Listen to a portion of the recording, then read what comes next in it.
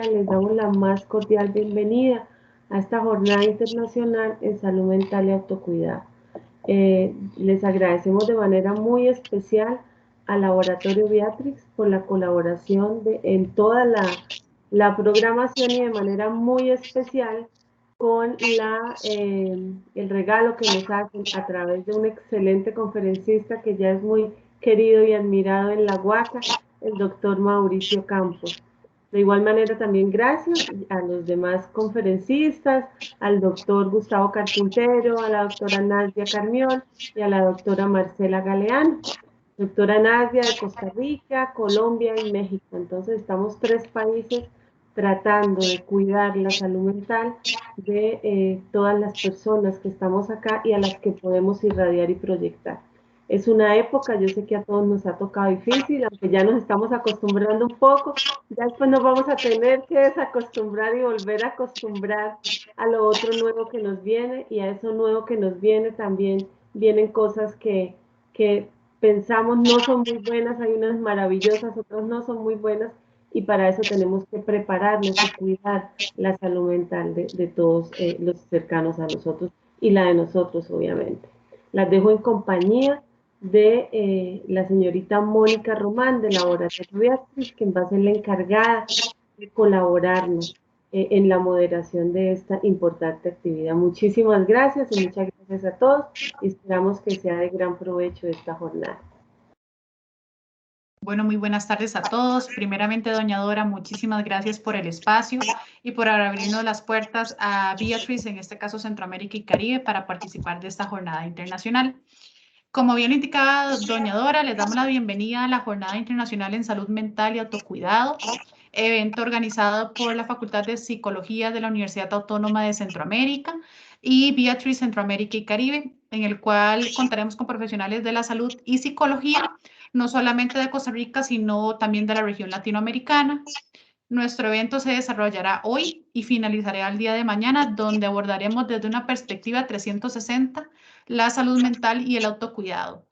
En nuestra primera jornada se abarcarán los siguientes temas. Iniciaremos con la conferencia Yo sí te veo, te escucho y me importas, prevención del riesgo suicida y primeros auxilios psicológicos, con el doctor Mauricio Campos Campos de Costa Rica. Charla patrocinada por Beatriz Centroamérica y Caribe. El doctor es médico especialista en psiquiatría, profesor de posgrado de la Universidad de Costa Rica, miembro fundador de la Asociación Costarricense de Estudio y Prevención del Suicidio, miembro de la Red Mundial de Suicidólogos, coordinador del capítulo de prevención de suicidio de la Asociación Costarricense de Psiquiatría. Posteriormente al doctor Campos tendremos la conferencia Camino hacia el autocuidado con la máster Nadia Carmiol del Valle de Costa Rica, máster en Psicología Clínica y de la Salud, investigadora y docente de la UACA. Ha dedicado parte de su tiempo a la divulgación y atención en temas relacionados con la prevención del suicidio. Es miembro actual de la Red Mundial de Suicidólogos también. Y finalizamos nuestra jornada con un taller, Vuelve a tu centro y retoma tu paz de forma práctica, con la doctora Marcela Galeano de Colombia, psicóloga egresada de la Universidad Pontificia Bolivariana de Bucaramanga, psicóloga clínica especialista en salud ocupacional, factores psicosociales y trabajo saludable, con amplia experiencia en estrategias de promoción de la salud y mejoramiento de la calidad de la vida a nivel laboral, individual, familiar y grupal, docente e investigadora universitaria, creadora además de Yoga Lattes en este caso. A nuestro taller, para eso les recomendamos, más bien, o le damos unas breves sugerencias y requisitos. Para participar les hacemos la aclaración si es posible contar con un espacio adecuado, con ropa cómoda, un lugar sin interrupciones, si es posible contar con un mat de yoga o una silla cómoda como tal. Adicionalmente, instamos a ambientar el lugar con una vela o aromaterapia para poder conectar de una forma más fácil.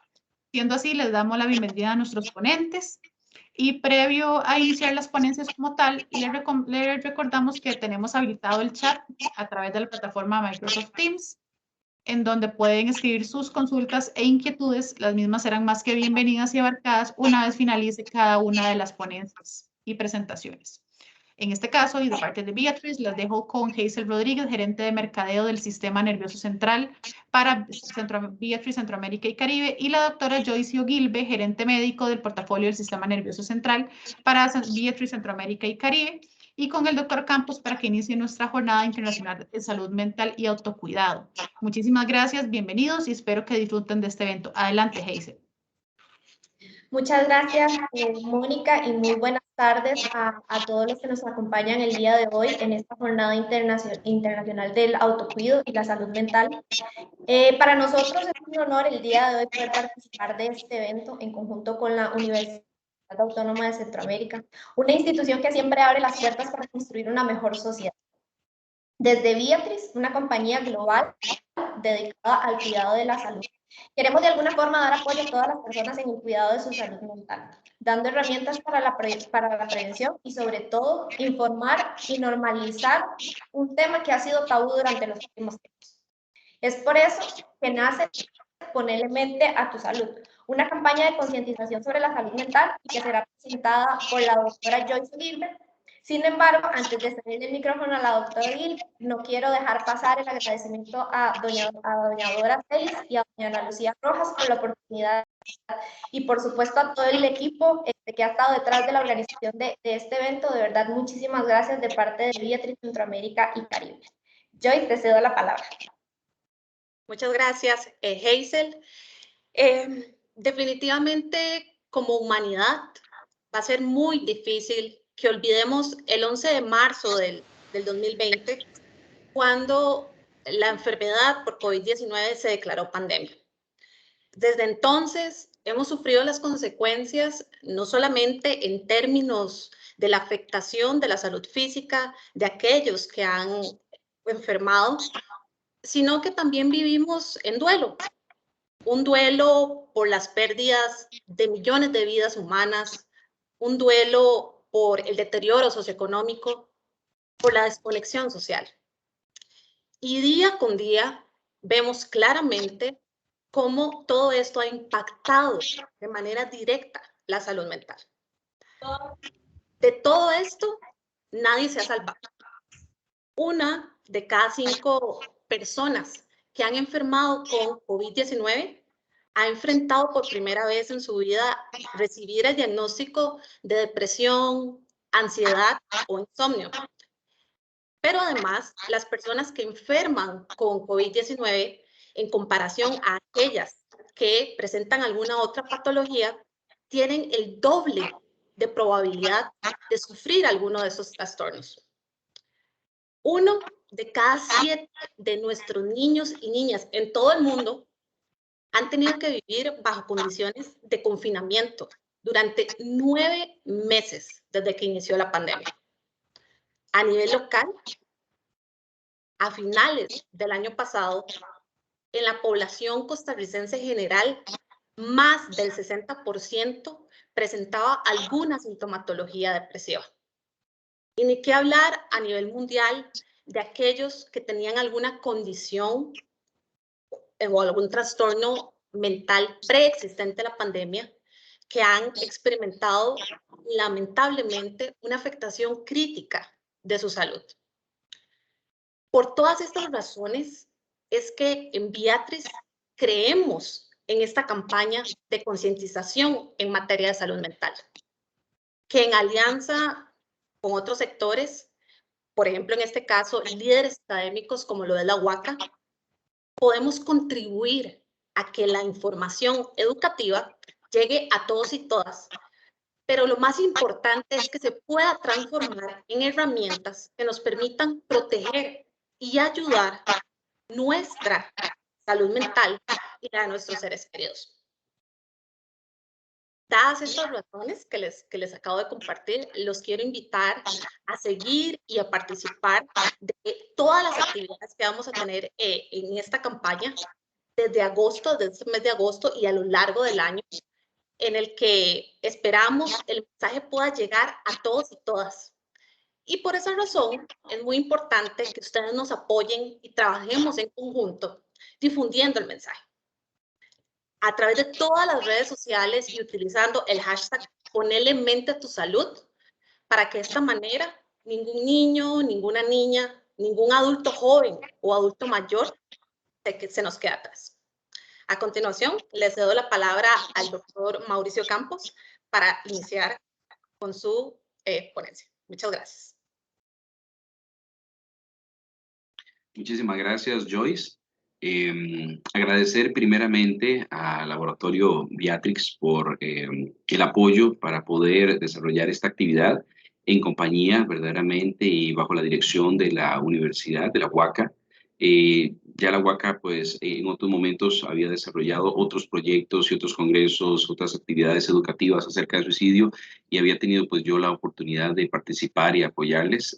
Para mí, verdaderamente es un honor en esta unión que se está haciendo de muchos agentes sociales tan importantes como la universidad, como las farmacéuticas, como la parte médica, porque creo que en estos momentos tenemos todos que unirnos para atajar la cuarta ola de esta pandemia, ¿verdad? Que es sobre salud mental. Y enfocarnos en una población muy vulnerable y en una población que requiere muchísima ayuda y muchísimo apoyo, como lo es la población joven.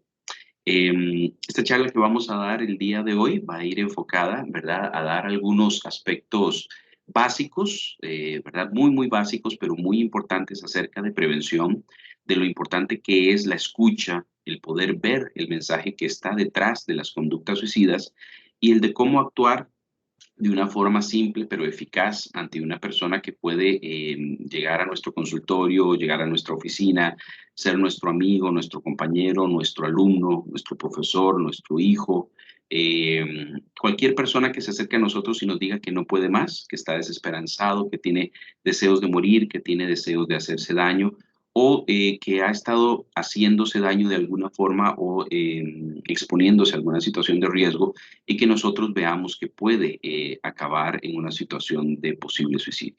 Entonces, la intención del día de hoy es que podamos conversar, no solamente es una exposición, sino que podamos conversar un poquitito acerca también de nuestra propia angustia y de todo lo que nos remueve cuando una persona nos dice, tengo deseos de morir o tengo deseos de hacerme daño. Entonces, pues bienvenidos y bienvenidas y esperemos que sea de mucho apoyo para ustedes.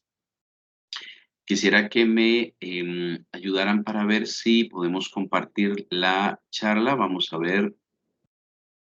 Regálenme un segundo nada más para... Yo le confirmo, doctor. Muy bien, dame un segundo.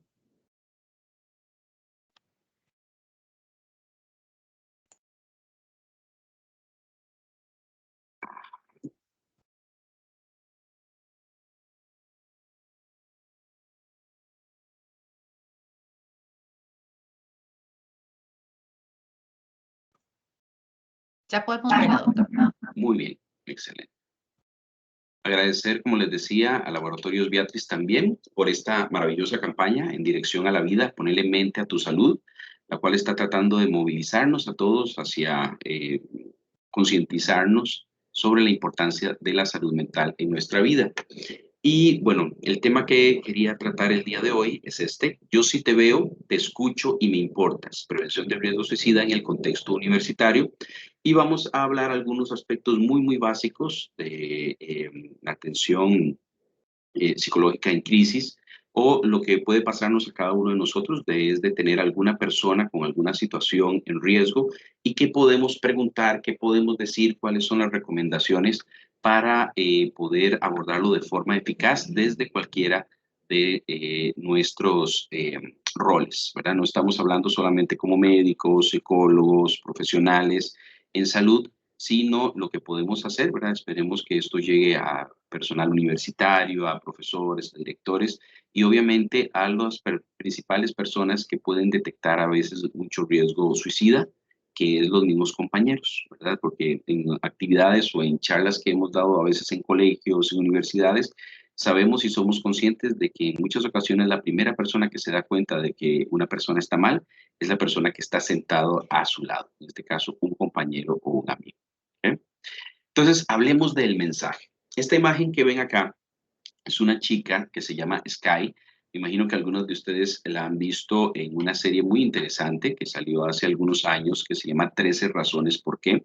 Yo a veces tomo esta imagen y esta serie como ejemplo porque me llama mucho la atención que en este capítulo donde sale esta chica se da un diálogo muy interesante con uno de los protagonistas. Recordemos que 13 razones por qué es una serie pues que se ha tratado de analizar mucho, hay críticas a favor, hay críticas en contra, creo que es una serie que todos nosotros como profesionales en salud, los profesores, los padres de familia deben verla y poder analizarla en un contexto porque sí puede ser muy enriquecedor. Esta chica Sky, ¿verdad? Trabaja en una cafetería. Y si ustedes ven, se viste de una forma muy peculiar, ¿verdad? Estas rayas que tiene ahí en los brazos simbolizan muy bien porque esta chica de una u otra forma tiende a hacerse heridas autolesivas. Y el protagonista en uno de los capítulos, el protagonista está muy dañado por la situación de una muerte por suicidio de una amiga muy cercana, ¿verdad? Que es parte de lo que hablamos de la serie, ¿verdad? De, digamos, la temática principal, pero esta chica, ¿verdad? Que trabaja en esta cafetería, tiene este diálogo con este muchacho y él le pregunta, pero mira, vos estás pensando también en matarte como aquella amiga, como Hannah, ¿verdad? Y en este sentido, lo que le pregunta ella, ¿verdad? Es, pero vos no entiendes. Esto no es lo que yo hago para matarme, sino lo que yo hago para no matarme, ¿ok? Entonces, este diálogo que se dice, me acuerdo que cuando yo lo escuché, dije, esta serie está hecha por personas que son suicidólogos, que estudian el tema, porque no se trata de una forma superficial donde solamente hablamos de que la persona con heridas de vacilación trata de matarse, no, sino que en muchas ocasiones muchas de estas personas están manejando un dolor psicológico insoportable y lo demuestran o nos dan ese mensaje a través de esas heridas de vacilación. ¿Okay? Y nos habla de que para poder abordar estas personas, para poder atenderlas, para poder llegar a ellas, tenemos que atender el mensaje que como jóvenes nos están dando muchas personas a través de estas heridas de vacilación, de estas conductas de riesgo. Ahora, ¿por qué saco esta principalmente como tema? Hay que tener mucho cuidado en este sentido cuando abordamos la parte de prevención de suicidio, porque en muchas ocasiones podemos movilizarnos y por más capacitaciones que demos a nivel de prevención de suicidio, nada hacemos si capacitamos y capacitamos y no sensibilizamos a la gente acerca de la parte intrínseca, o sea, del verdadero mensaje que hay detrás de las conductas de riesgo y de la conducta suicida. Hace algunas semanas en Costa Rica se dieron varias noticias acerca de jóvenes que estaban, vamos a poner así, poniendo en redes sociales acerca de su atención en salud mental. A nivel universitario también se dieron, ¿verdad?, varias solicitudes de ayuda por estudiantes que comentaban que ya habían 5, 4 compañeros que se habían muerto en ciertas universidades por suicidio y que la mayoría de ellos estaban sintiendo sensaciones de mucha angustia, de mucho dolor, de mucha tristeza, de sentir que la situación académica se salía a veces en muchas ocasiones de sus capacidades, no porque no fueran chicos con gran capacidad, sino por todo lo que verdaderamente se asocia a todos estos aspectos que habló Joyce ahora al inicio de la pandemia, ¿ok? Porque no ha sido fácil para estos jóvenes empezar un año donde teníamos la intención desde el año pasado de que fueran a la universidad, de que conocieran a sus amigos nuevos, de que vieran a sus profesores, y de un momento a otro les salimos con la idea de que tienen que estar en casa, de que tienen que manejarse a través de la virtualidad, de que todos los trabajos tienen que hacerse virtual, y donde se pierde una gran necesidad del ser humano, que es esa parte de conexión y vinculación. Ahora, a mí me llamó mucho la atención hace algunas semanas, ¿verdad? Porque empezaron a darse en Facebook, pues, mucho manejo de información y muchas personas mandan mensajes y hablaba de esta generación como una generación de cristal. ¿Lo han escuchado ustedes? Que han hablado en muchas ocasiones que la gente a nivel universitario, los colegiales, los chicos de ahora, los jóvenes, son considerados como una generación de cristal y a mí me parece que es un término sumamente despectivo. ¿Por qué? ¿Será que estos chicos son una generación de cristal o será que verdaderamente están enfocados en hacernos un llamado de atención a que su salud mental verdaderamente está afectada y que no piensan callárselo más? Que verdaderamente nos están comunicando que algo no está bien con nuestra sociedad, con nuestro ambiente, con nuestros recursos, con nuestro contexto y que están sumamente afectados por eso. Entonces no es lo mismo tener una generación débil a tener una generación que verdaderamente nos está dando un mensaje específico de que no pueden más seguir así. ¿Okay? Y es muy importante que tengamos en contexto esto, que podamos discutirlo, porque cuando muere una persona por suicidio es una tragedia, pero cuando muere un niño, un adolescente, una persona muy joven por suicidio, verdaderamente nos confronta a nosotros como sociedad con qué estamos o qué no estamos haciendo para que esta persona joven, este niño, este adolescente no quiera seguir viviendo. ¿Okay? Y eso nos confronta directamente con quiénes somos y qué estamos haciendo para sostener estos chicos. ¿Okay? Ahora, hablemos de la depresión. Si pudiéramos, y a mí me interesaría mucho que las personas que están viendo esta charla puedan llevarse, si podemos asociar un trastorno al suicidio o al riesgo suicida, tendríamos que hablar de depresión. Pero es muy importante entender que en las personas jóvenes, especialmente en los adolescentes y en los niños, la depresión no se manifiesta solo como estamos visualizándola o como nosotros a nivel médico. Cuando llega un paciente frente a mí, normalmente uno hace una serie de preguntas, podemos pasar test y todo para detectar si hay depresión. Y la depresión se manifiesta en muchas ocasiones por una tristeza constante que va más allá de lo que la persona manifiesta normalmente, con un cambio normalmente funcional, hay una afectación en su funcionalidad.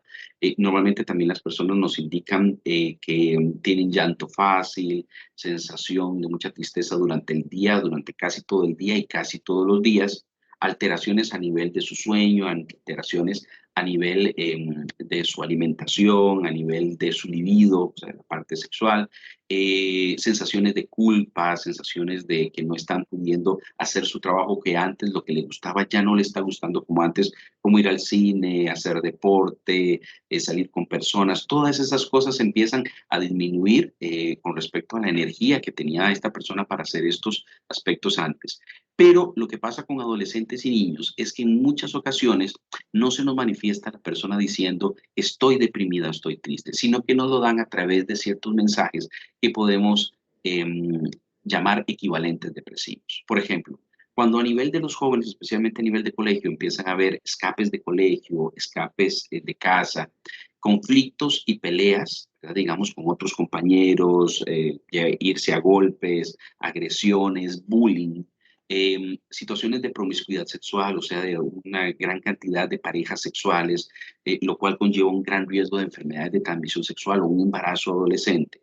El uso de drogas, alcohol, accidentes frecuentes, cuando se empiezan a llevar situaciones como robos, delincuencia, violencia, todos estos aspectos pueden ser parte de una depresión que está intrínseca en ese chico, en este adolescente, y que no estamos detectando, sino que lo manejamos como mal comportamiento, trastornos de conducta, o en muchas ocasiones como rasgos de personalidad inadecuados, ¿verdad? O rasgos de personalidad que se están definiendo ya, y no los vemos como síntomas depresivos que están emergiendo a través de la conducta.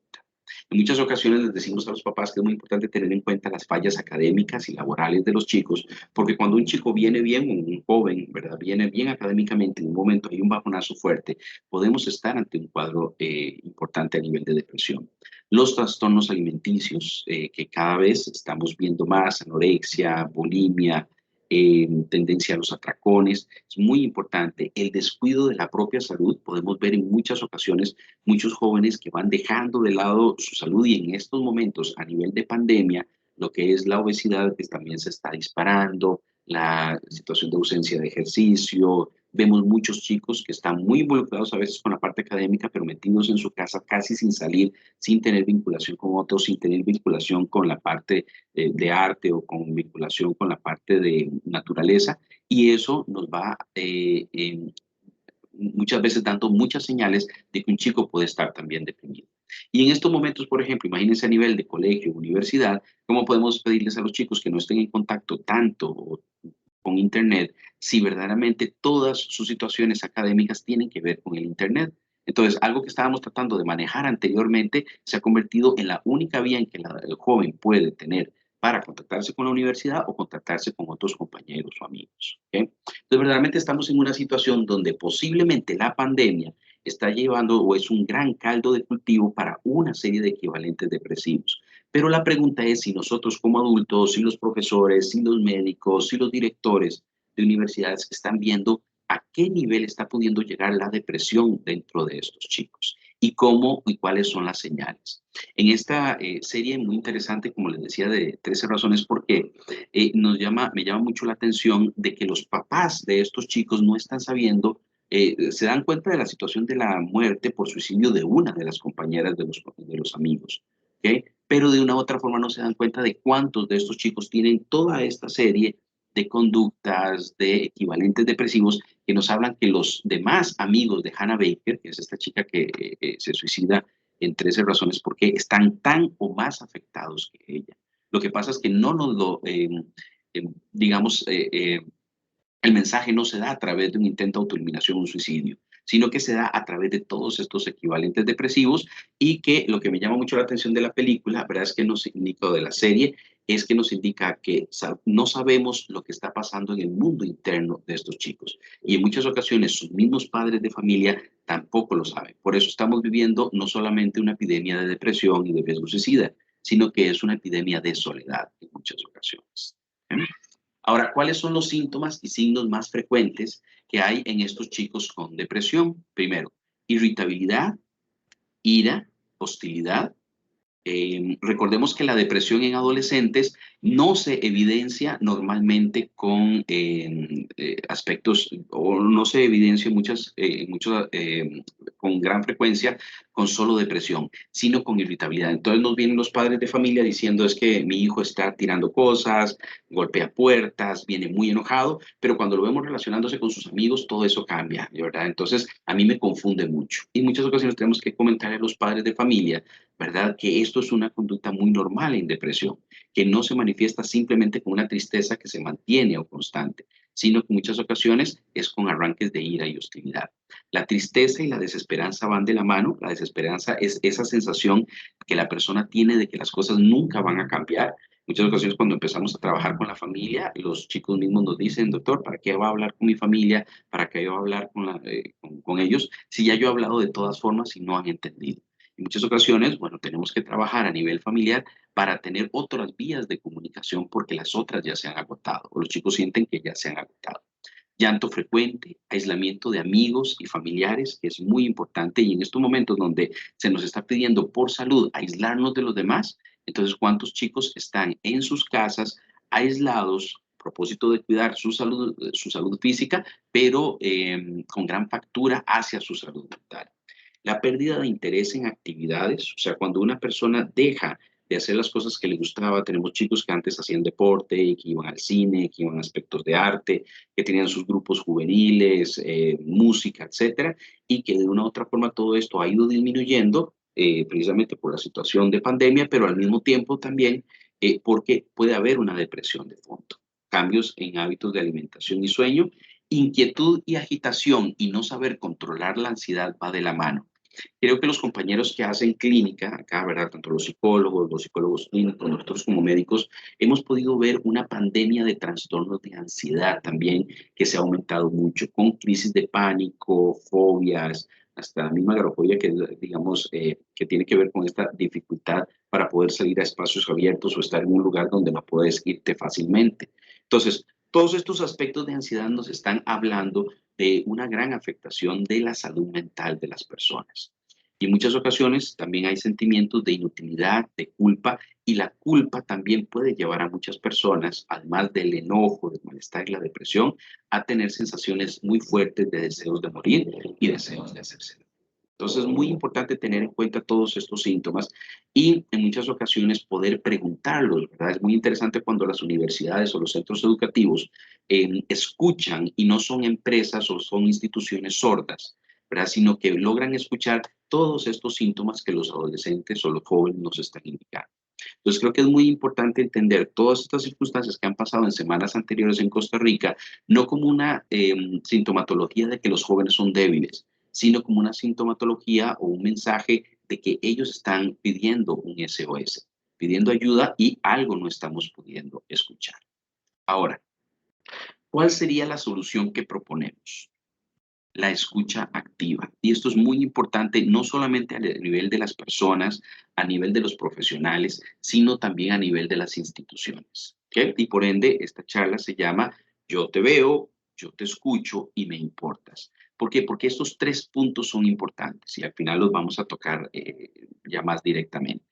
La parte de la escucha implica que cuando el joven llega a nuestra consulta, llega a la oficina de un director, llega a la oficina o donde están amigos o otros compañeros o líderes o quienes fueran, verdaderamente en muchas ocasiones se encuentran con una pared. O sea, hablan de lo que están sintiendo o nos lo están demostrando a través de diferentes conductas y se encuentran con una pared sorda, ¿okay? Con una pared que tal vez está tan ocupada, tan afectada, en tanto burnout, que no puede lograr captar el mensaje y el SOS que se está dando. Y muchísimo menos vamos a poder ir y planear una serie de aspectos que puedan ayudarle a este joven. ¿Okay? Entonces, la escucha activa a nivel de personas y de instituciones es sumamente importante.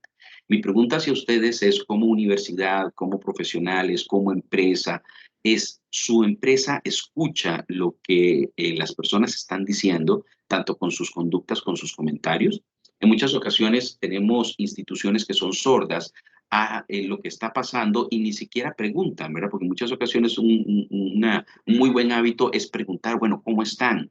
¿Cómo se sienten? ¿Cómo se sienten con respecto a nuestra actividad? ¿Cómo se sienten con respecto a lo que estamos haciendo? ¿A cómo estamos combatiendo la pandemia o nos estamos tratando de adaptar? ¿Okay?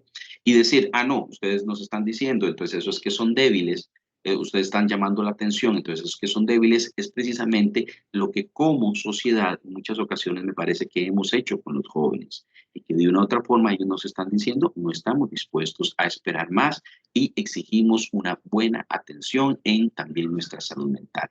Y eso no es ser débiles. ¿Okay? Entonces, si estamos escuchando activamente, podemos empezar verdaderamente a ayudar. Ahora, ¿qué pasa? Y esto quiere ser como muy funcional y muy específico para las personas pues, que están escuchando esta charla. ¿Qué podemos hacer cuando una persona se nos acerca, está frente a nosotros o nos damos cuenta que puede estar expuesta a alguna situación de riesgo, o cuando una persona ya nos confía que se está autolesionando, que está haciendo heridas en piernas, en brazos, que lastimosamente son muy comunes, ¿verdad? ¿Y qué podemos hacer? Entonces, es muy importante para todos nosotros como profesionales, y esto lo puede hacer un profesor, un amigo, un compañero universitario. Primero, tratar de acercarnos a la persona, al joven, de manera calmada. No nos va a funcionar si nos aceleramos, si nos angustiamos. Obviamente cualquiera de nosotros puede sentir angustia, tristeza, hasta malestar o enojo cuando una persona se nos acerca con una situación de estas. Pero es importante que aprendamos a ver hasta nuestros propios mitos acerca de por qué una persona hace este tipo de conductas para poder tratar de ayudarle. ¿Okay? Esto es sumamente importante. Porque si la persona normalmente está dándonos un mensaje, es importante no mostrar un rechazo acerca de lo que está pasando, ¿okay? Sino que pueda verdaderamente tener esa escucha activa y que la persona sienta que estamos escuchando. No es tan importante todo lo que nosotros podamos decir, sino más bien lo que podamos escuchar. Recibir cualquier tipo de información, es importante tomarla en serio, ¿verdad? Es importante tomar a esa persona, el dolor que esa persona nos está manifestando, tenerlo en cuenta, tener que en cuenta que son las circunstancias que ha llevado a la persona a ese momento. Y entender que en muchas ocasiones las autolesiones, como estábamos hablando del caso de Sky, que esta chica que vimos la imagen, comprender que las autolesiones en muchas ocasiones son la forma en que una persona maneja o lidia con el dolor y los sentimientos intensos que experimenta. Hace algunos años, en un curso muy interesante, nos decía uno de los doctores psicoterapeutas que en algún momento había trabajado con un papá, ¿verdad? Cuando un chico se estaba haciendo heridas de vacilación, y que el papá le decía, pero doctor, ¿no será que está llamando la atención? Bueno, creo que la respuesta más factible para un papá o para una persona que nos dice esto es, sí, en efecto, la persona está llamando la atención. El problema es que haya llegado a ese nivel para llamar su atención. ¿Ok? Entonces, muchas personas comentan o piensan que cuando la persona se hace una herida de vacilación está tratando de manipular a los demás. ¿Okay? Hay cierto tipo de circunstancias donde se valora el movimiento que hay en el contexto a través de estas heridas de vacilación o de estas heridas. Pero en la mayoría de las ocasiones, la mayoría de los jóvenes ocultan por mucha vergüenza estas heridas. Y los papás nos dicen, doctor, yo no sabía, hace un año mi hijo se está cortando. Fue que de casualidad lo vi cuando se estaba cambiando y me di cuenta que estaba todo rayado, todo cortado. ¿ok? Entonces los chicos normalmente no lo utilizan para movilizar el entorno, pero cuando nos damos cuenta de que está pasando, tenemos que tener en cuenta qué nivel de angustia, qué nivel de ansiedad, con qué estará lidiando este chico para llegar a cortarse a sí mismo, ¿ok? Entonces es muy importante escucharle, que no se sienta atacado, que no se sienta culpabilizado y permitir que la persona pueda verbalizar y ojalá poner el dolor, digamos, lo que diríamos nosotros, sobre la mesa. ¿Okay? Recordemos que estas heridas de vacilación, estas conductas autolesivas son muy comunes en personas.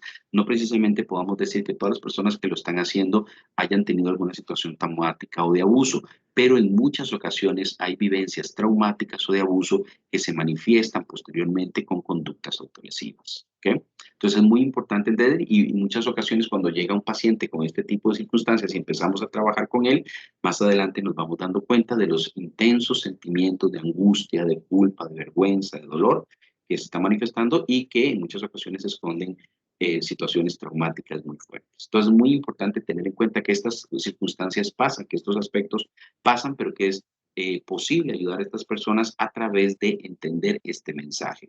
En Costa Rica valoramos estas conductas de lesión como gestos suicidas, que son intentos de autoeliminación con poca posibilidad de que causen verdaderamente la muerte a la persona. Pero no por ende, cuando llegan a emergencias, en muchas ocasiones estas personas son minimizadas, esta situación es minimizada, y no entendemos esto como un mensaje que si no es atendido a tiempo, esto va a seguir evolucionando y puede llegar, sí, a un intento de autoeliminación. Numerosos estudios que se han hecho en Estados Unidos, afortunadamente, nos hablan de que estas conductas autolesivas son parte de lo que llamamos un ensayo, en muchas ocasiones, que la persona hace con respecto al dolor y con respecto a la muerte.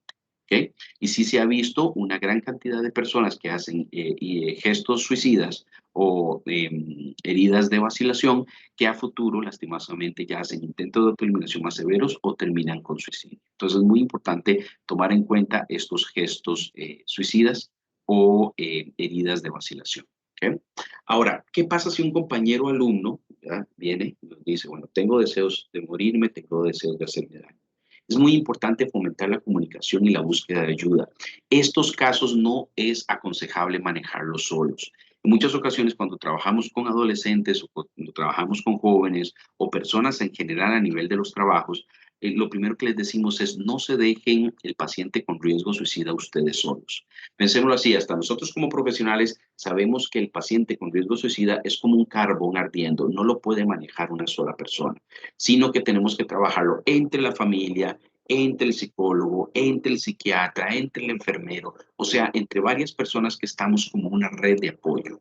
Entonces, en muchas ocasiones trabajamos con las personas digamos, que están alrededor de la persona con riesgo suicida para que puedan también comunicar la situación y ayudarle a esta persona a buscar ayuda, que no se lo guarden como un secreto, porque en muchas ocasiones, lastimosamente, lo que pasa es que si la persona se hace daño o si hay ya un suicidio, quedan muchas personas afectadas, que es lo que llamamos sobrevivientes de suicidio.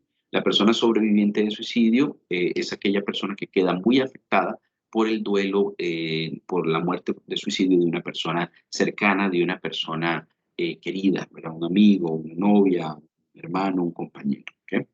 Es importante entender, y esto es uno de los principales mitos que tenemos que eliminar de nosotros mismos y de nuestra jerga, que las personas que se van a matar o que hacen un intento de autoeliminación es porque quieren matarse. En verdad, las personas que hacen un intento de autoeliminación no desean en verdad morir, sino que lo que desean es dejarse de sentir tan mal.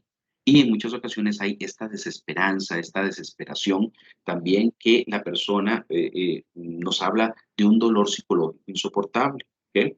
Pasa en muchas ocasiones como cuando a nivel médico viene un paciente con un dolor físico muy fuerte, por ejemplo un cólico renal o alguna otra situación, ¿verdad?, de dolor muy intenso, y lo que hace el médico es calmar con anestesia hasta que podamos operar a la persona y podamos arreglar. Ahora, lo que pasa con una persona con un riesgo suicida o que viene en una crisis suicida es que en muchas ocasiones no podemos calmar ese dolor psicológico insoportable. Y en muchas ocasiones es necesario o un abordaje de un internamiento en la casa, como familia, o en muchas ocasiones un internamiento en un hospital hasta bajar la crisis suicida para que eso nos dé tiempo de abordar el caso. ¿Okay? Es muy importante que una persona con algún riesgo suicida nunca debe ser retado, nunca se le debe decir, mira, pero es que tu vida es muy bonita, pero es que mira, vos tenés todo, si hubiera pasado lo que yo, ya te hubieras muerto antes. Este tipo de mensajes no va a funcionar en la persona y más bien lo va a hacer sentir más culpable y no se siente escuchada, sino juzgada. ¿Ok? Y es muy importante tener en cuenta que cuando encontremos una persona con esta situación, nuestra motivación es hacia el estudiantado, hacia el profesor, hacia los directores, hacia nosotros mismos como médicos, de acompañar a la persona hasta que el peligro haya pasado. O sea, hasta que ya no se esté sometiendo a esta situación de riesgo o hasta que haya bajado la ideación suicida, pero en muchas ocasiones esto depende de un proceso de apoyo. Entonces, no dejar sola a la persona. ¿Ok? Ahora, ¿qué pasa si nos encontramos verdaderamente con una persona en una situación de riesgo suicida? Importante. Hablar lo menos posible, ¿verdad? En ese sentido, a menos de que usted esté muy entrenado y sepa cómo abordar un caso de riesgo suicida, ser un profesional, digamos, ya entrenado en esta área. Y en muchas ocasiones, aún nosotros como profesionales, mantenemos una escucha activa. ¿Ok? ¿Qué significa esto? Que no es tan importante lo que decimos, aunque en muchas ocasiones trabajamos en la contención de la persona, pero lo más importante es que la persona pueda hablarnos de cómo se siente y encuentre un oído, encuentre alguien que lo ve, alguien que lo escucha. ¿Ok? Que podamos vincularnos con esa persona que sufre es muy importante, pero no lo hagamos a través del ejemplo. No hablemos de nosotros, de nuestras experiencias personales, de lo que nos ha servido a nosotros, porque es posible que eso mismo no le sirva a la persona. Recordemos que cuando la persona está con una depresión, hay algo que se llama visión en túnel. Y yo les digo a mis pacientes que estar con una depresión es como estar con unos anteojos oscuros donde la persona todo lo ve oscuro. Aunque el día esté muy bonito, muy soleado, estemos en la playa, dependiendo de los anteojos oscuros, todo se ve oscuro. ¿Ok? Así pasa con la persona con depresión. Entonces, no nos desesperemos tampoco nosotros de que le damos un consejo, de que le decimos esto o lo otro a la persona y la persona lo ve de una forma diferente. Así es la depresión. ¿Ok? Tenemos que entender que la depresión es una enfermedad también que tiene que ver con el equilibrio a nivel cerebral. ¿Ok? Y que eso hace que la persona no pueda ver las cosas tal vez como una persona no deprimida las ve. ¿Ok?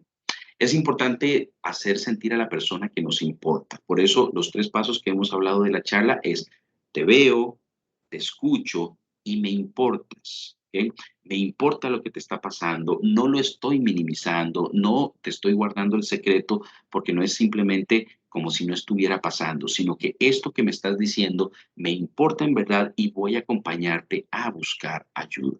¿Ok? Esto es muy importante. Si no se siente seguro en lo que está haciendo, pida ayuda.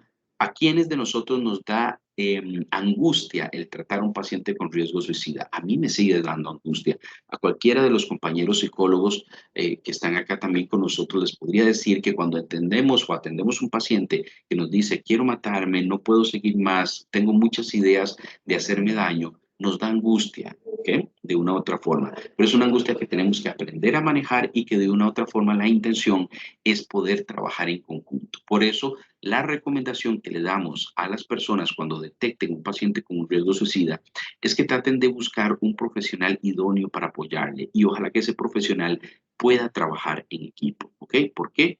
Porque es una responsabilidad muy grande en muchas ocasiones para un solo profesional. Ahora, ¿qué pasa a nivel de las universidades?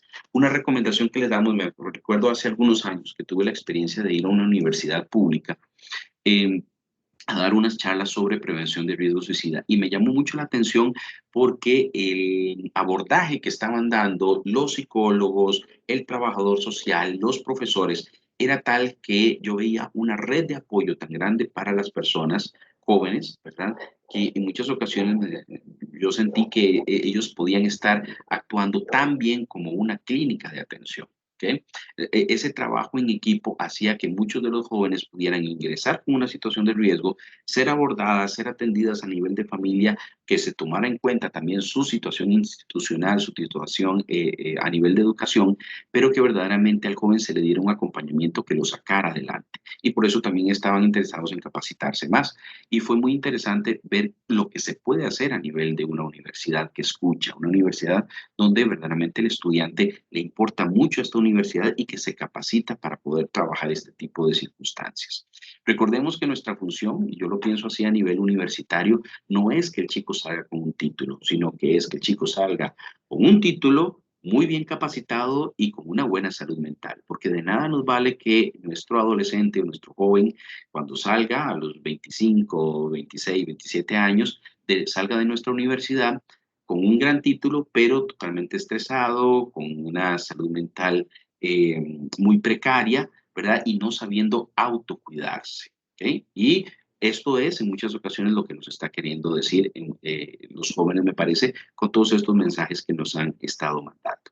Ahora, remitir al profesional idóneo es muy importante. Creo que las instituciones tienen que hacer alianzas con el Seguro Social, con diferentes aspectos, digamos, de atención a nivel clínicas, sociales, para poder ayudarse y para poder seguir trabajando en lo que es prevención y en la detección y el abordaje eficaz de casos en riesgo. ¿Okay? Entonces, eso nos obliga a reinventarnos y nos obliga siempre a estar trabajando en conjunto para poder detectar mejor estos casos en riesgo y poder hacer en conjunto todos nosotros una red que verdaderamente sea un gran apoyo para estos jóvenes y para estos adolescentes.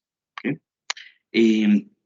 Por último, quisiera hablar de en qué consiste este abordaje interdisciplinario. Cada vez estamos entendiendo que el fenómeno del suicidio tiene que verse desde diferentes perspectivas. El fenómeno del suicidio habla de diferentes aspectos que lo provocan. Hay aspectos sociales, hay aspectos económicos, hay aspectos filosóficos que influyen en la parte del suicidio, hay aspectos médicos, hay aspectos psicológicos. Si algo hemos ido aprendiendo con toda esta situación de la pandemia es que hay muchas circunstancias que estaban relacionadas con nuestra salud mental que tal vez en muchas ocasiones nosotros mismos no estábamos viendo. Ahora podemos pedirle o decirle a las personas, ¿era importante la salud mental? Sí, claro que era importante, porque hemos visto cómo cuidando nuestra salud física, teniendo que meternos en casa, disminuir nuestra vinculación con las personas queridas, cómo se afectó nuestro trabajo, cómo se afectó nuestra economía y cómo todo esto influyó en el deterioro de nuestra salud mental. Creo que todos nos hemos visto tocados de una u otra forma a nivel de nuestra salud mental en todo este proceso ya casi de 2 años de pandemia. ¿Okay? Entonces, es muy importante entender que el problema es multicausal y que la solución también tiene que ser multidisciplinaria. ¿En qué sentido? El apoyo psicológico en una persona con un riesgo suicida es muy importante. Si yo pudiera hacer una separación, diría que la prevención, todo lo que ustedes hagan para detectar los casos de depresión a tiempo y que no lleguen a riesgo suicida es muy importante. Pero cuando se detecta un caso, tenemos que valorar si ese caso es abordable a futuro, o sea, si es un caso que podemos referir al psicólogo, al médico y que podemos tener una buena evolución o si estamos ante una situación de un riesgo suicida inminente. Cuando estamos ante un riesgo suicida inminente, tenemos que pedir ayuda de forma inmediata, buscar apoyo familiar y en muchas ocasiones hasta trasladar a la persona a nivel hospitalario para bajar la crisis suicida. Afortunadamente, la mayoría de los casos no llegan a este nivel, pero si podemos detectar una persona a tiempo, el abordaje interdisciplinario es muy importante. Así como también en muchas ocasiones la persona es internada en un hospital por una situación de riesgo suicida, egresa y tenemos que tener en cuenta esto. No podemos ponerle la responsabilidad a la atención social, a la caja o a los hospitales de que regulen totalmente a la persona con tal de que el problema se haya arreglado. Normalmente cuando una persona es internada en un hospital, en una clínica, su situación tal vez de crisis puede ser mermada, pero de una otra forma, si vuelve al contexto que lo enfermó, vamos a tener un muchacho que va a estar otra vez hospitalizado en un mes, si no es que pasa algo peor. ¿Ok? Entonces, esto tenemos que tenerlo muy en cuenta. La persona cuando egresa a nivel de un hospital, ingresa a nivel de su atención, es muy importante que a nivel comunitario tengamos en cuenta qué fue lo que enfermó.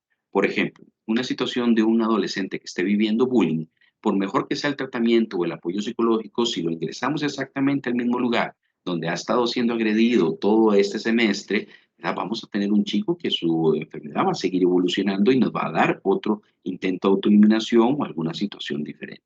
¿Okay? Entonces, ¿qué pasa? O si el chico o la persona está viviendo una situación de violencia, agresión, hasta en su misma familia, por mejor que haya sido el proceso hospitalario y la disminución de la crisis, si vuelve a la situación que lo enfermó, estaríamos teniendo una persona que pronto va a recaer. ¿Okay? Entonces, cuando la persona egresa a nivel hospitalario o cuando detectamos la situación en riesgo, es muy importante el abordaje interdisciplinario. El apoyo psicológico es fundamental para que la persona logre detectar cuáles fueron, digamos, las circunstancias detonantes que hicieron llegar a ese nivel o a ese extremo de ya no querer vivir. El abordaje médico y psicofarmacológico en muchas ocasiones es necesario. Muchas personas tienen muchos mitos, muchas dudas, mucho recelo acerca de la parte médica y la farmacológica, pero verdaderamente la mayoría de los casos graves o moderados que tienen una buena resolución es porque el médico psiquiatra y el psicólogo y la familia trabajan en conjunto para que la persona salga adelante. Recordemos que hay otros tipos de enfermedades que también pueden cruzar con riesgo suicida, como el trastorno bipolar, la esquizofrenia, los trastornos de ansiedad a nivel de descompensación o trastornos de personalidad. Entonces, todos estos tipos de trastornos es importante atenderlos desde la parte médica y de la parte psicológica. Ahora, cuando hablamos del apoyo médico y farmacológico, hay que quitarnos mucho de nuestra mente, muchos tabúes que hacen que las personas no logren acceder en muchas ocasiones a tratamiento farmacológico de calidad o adecuado a tiempo. Y que en muchas ocasiones nos encontremos con una persona que viene arrastrando una depresión crónica desde hace 5 o 10 años que no ha sido tratada nunca por el miedo que en muchas ocasiones hasta los mismos familiares tienen de que al paciente se le dé el tratamiento. Los tratamientos farmacológicos, la medicación antidepresiva no es adictiva, se da por el tiempo que es necesario en muchas ocasiones, por un año de tiempo, después se va suspendiendo si la persona ya no amerita la medicación.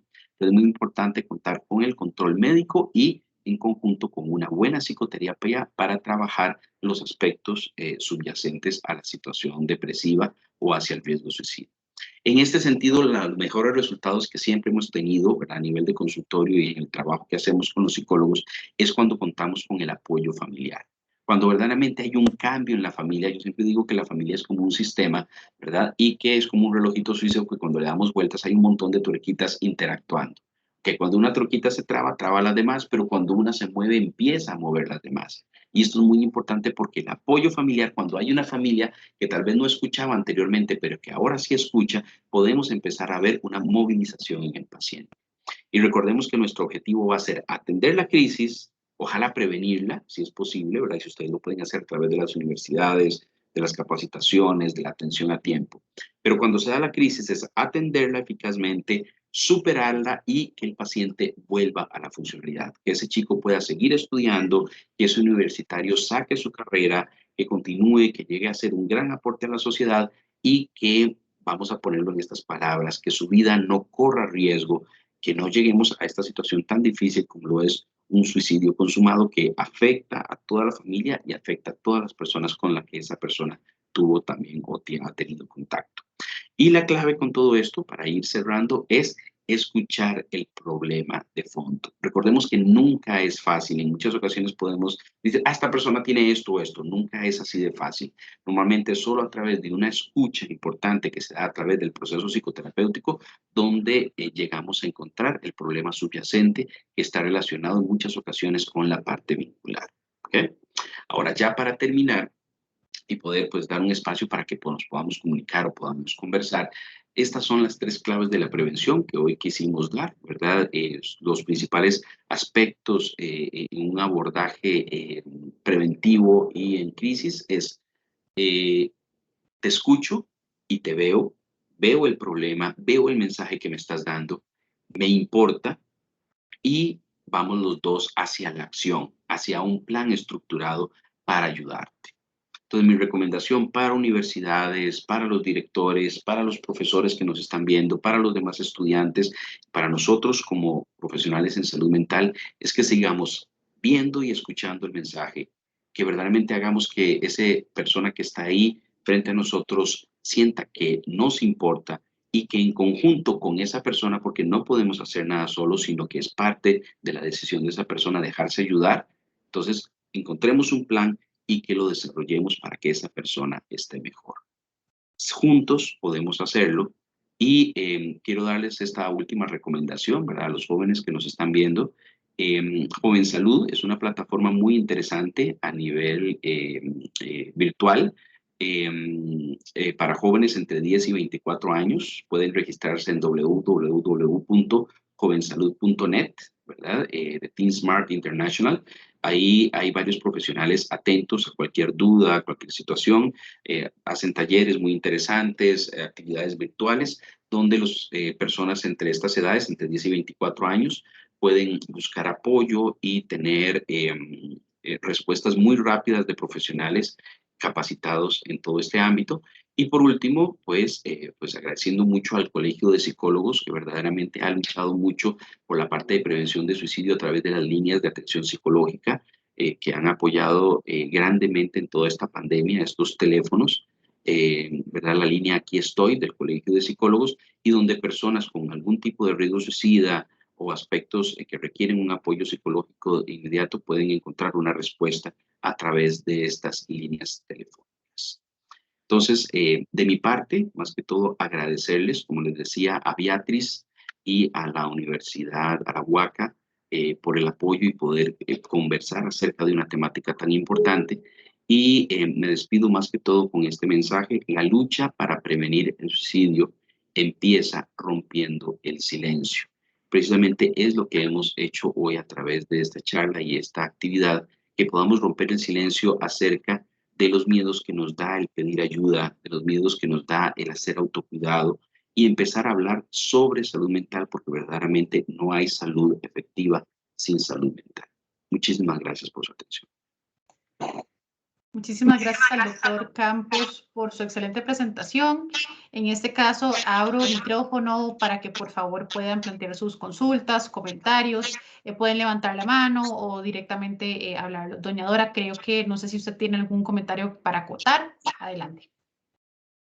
Bueno, en primer lugar, el agradecimiento tanto a Beatriz como al doctor Mauricio. Siempre es un gusto escucharlo. El aprendizaje es enorme. Creo que pocas personas tienen el dominio, la sensibilidad y el respeto para tratar estos temas como el doctor Mauricio.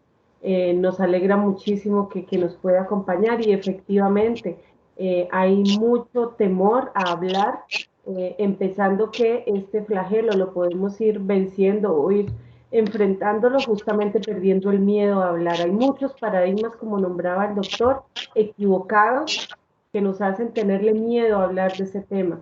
Y como dije, y valga la redundancia, el miedo se pierde hablándolo, porque desafortunadamente hoy día es la salida para muchas personas, ¿verdad? La salida. Toda esa prensa amarillista también incita mucho a que la persona hoy día lo vea de manera equivocada como una salida, y al irrespeto de las otras personas.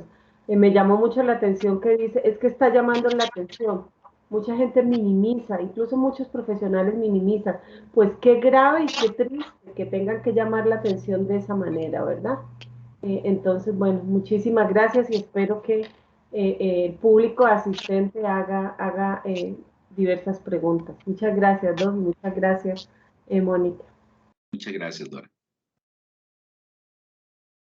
Bueno, abrimos el espacio para cualquier participante que tenga alguna consulta para el doctor o algún comentario.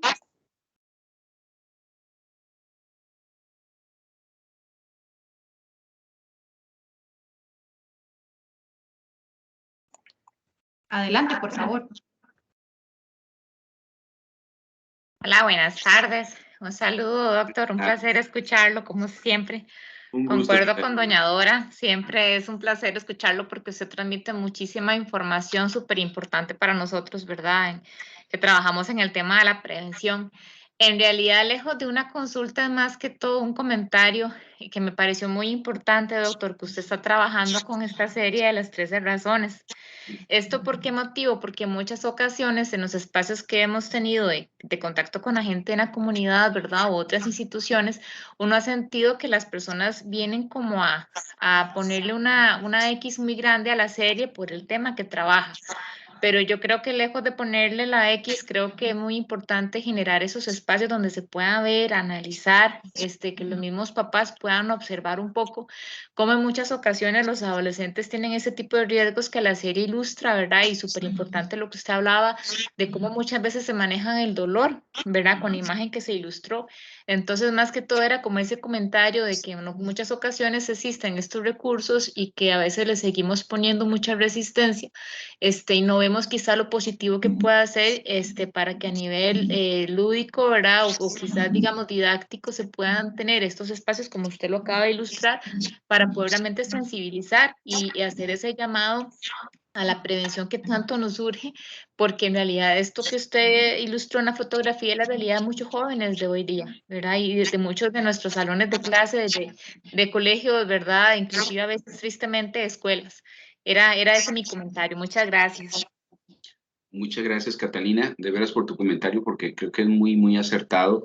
Y sí, verdaderamente, mira, esta serie es interesante. Yo pienso que hay que verla como toda serie con crítica, pues analizarla bien, pero sí es bastante funcional para analizarla desde el punto de vista, digamos, a nivel de aprendizaje, por ejemplo, para padres de familia, para personas que trabajamos con adolescentes y con jóvenes. Y yo creo que es muy importante saber, ¿verdad?, que cuando hablamos de suicidio, como todo aspecto que involucra mucho tabú y mucho aspecto, ¿verdad?, de esto, del silencio, es cuesta arriba, ¿ok? Cuando salió la primera temporada, que creo que es la que vale la pena, pues, analizar y ver, hubo muchas críticas, unas a favor, unas en contra, otra gente decía, no, pero es que es muy romántica el asunto, esto no es así. Y yo creo que en muchas ocasiones, ¿verdad?, no vemos que el adolescente o el joven sí está pasando por una serie de circunstancias como lo plasma en la serie. Fue interesante ver algún análisis, ¿verdad?, que hicimos en algún momento con otros profesionales de salud, y algunas personas decían, no, pero no aporta nada, pero yo creo que no aporta nada en el sentido de si no podemos escuchar el mensaje que nos está dando la película, al igual que en muchas ocasiones no podemos escuchar el mensaje que nos están dando los jóvenes. Hay muchos mensajes que nos están dando los chicos a través de conductas de riesgo que no estamos tomando en cuenta, ¿verdad? Podemos ver La calle de la amargura o otras, ¿verdad?, totalmente llenas de chicos drogándose y alcoholizándose, y no estamos viendo el mensaje que nos están dando estos chicos detrás de eso. ¿Ok? O todas las circunstancias que están pasando a nivel de riesgo suicida, a nivel de otros aspectos, ¿verdad? A nivel de las circunstancias de estos últimos días, de noticias, de todo lo que creo que debemos analizarlos bien en el contexto de lo que están pasando los adolescentes y los jóvenes y lo que nos está movilizando a los adultos, que en muchas ocasiones cometemos el gran error de ponernos sordos ante la situación que estos mismos chicos nos están dando a través de estas conductas. Gracias, doctor. Previo a darle la palabra a doña Viviana, le voy a leer una pregunta plasmada a través del chat. Indica Andrea María Monge. Buenas tardes, doctor. ¿Alguna otra recomendación de un libro que hable sobre la prevención del suicidio? Vieras que hay un libro costarricense muy interesante de un autor que conozco, que el libro se llama El día que no existí. ¿Ok? Este libro habla un poco sobre la vivencia de un joven adolescente que vive bullying y que en un momento llega a sentir esta sensación de desesperación sobre deseos de morir. Creo que nos habla mucho de cómo una persona puede, ¿verdad?, a través de todas las circunstancias que está viviendo, poder llegar a este nivel o a esta sensación de hastío, de desesperanza. Entonces es un libro que recomiendo, que puede ser interesante valorarlo desde la perspectiva de lo que está viviendo una persona. Y obviamente 13 razones por qué tiene su libro también, ¿verdad?, que también es posible analizar y leer, ¿verdad?, de forma interesante para todas las personas como que nos interesa la suicidología y aprender más de esto. Pero es muy interesante porque son libros, bueno, obviamente que hay muchos libros de capacitación acerca de suicidio, pero desde la parte intrínseca del paciente, de lo que está viviendo, recomendaría este también, ¿verdad?, que se llama El día que no existí. Gracias, doctor. Viviana tenía la mano levantada. Adelante. Bueno, primeramente, buenas tardes. Buenas tardes. Bueno, agradecerle al doctor. En realidad no tengo conocimiento de muchos de ustedes, estoy como en esto, pero me encantó el tema porque yo soy muy dada a escuchar sobre estos temas, porque siempre hay tantos detalles que a uno se les escapan, y me llamó demasiado la atención ahorita el ver estos equivalentes que decía el doctor, estos equivalentes depresivos. Como decía ahorita, estas conductas, estas acciones de estos adolescentes, todo esto que realizan, están o pueden estar más bien detrás de una depresión. Y uno, como son adolescentes, como apenas están creciendo, apenas están intentando especializar, no lo vemos por ese lado. Y si digo, o sea, yo soy madre de adolescentes y nunca me hubiera pasado del todo por la mente que estuviese así, digamos, cómo se podría asociar, no es porque lo escucho el doctor, cómo lo asocia y de verdad, cómo se puede relacionar con este estado de ánimo, ¿verdad?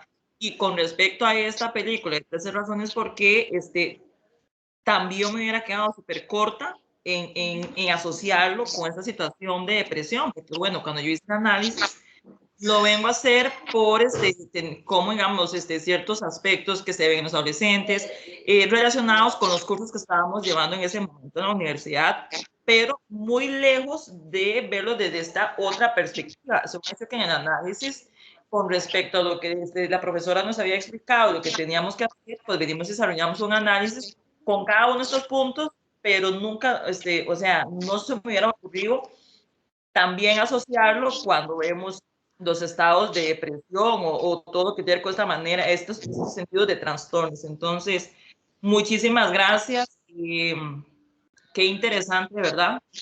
Y ya súper agradecida y se nota que hay que seguir trabajando y estudiando en todo esto y a leer esos libritos y ver de verdad de qué otra manera se puede identificar, porque sí, los chicos, y ahí yo lo noto de que son como una cajita de sorpresas y tal vez cosas que uno crea que son dentro de las normalidades, que se encierren y no quieran salir, puedan estar dando unos indicios de otras cosas más bien, y que también nos hagan, no realmente nos van a venir a decir, porque tampoco son dados a hablar lo que están sintiendo, pero sí hay detrás de ellos mucho. Entonces, muchísimas gracias de verdad, doctor.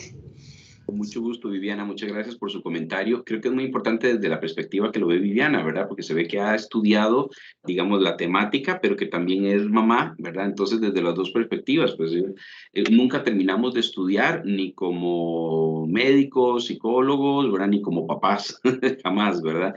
Más bien como papás tenemos que estar siempre estudiando y valorando y abriendo nuestros oídos al mensaje que nos dan los chicos, no solamente con lo que nos dicen, sino sus actitudes. Entonces, en efecto, esta serie es muy interesante porque tal vez las personas lo puedan ver desde el punto principal es el suicidio de esta muchacha, ¿verdad? Que da origen a la serie y a la ilusión de ver, porque esta chica lo que evidencia en la serie es, deja una serie de cassettes en los cuales va diciendo quiénes influyeron en ese suicidio.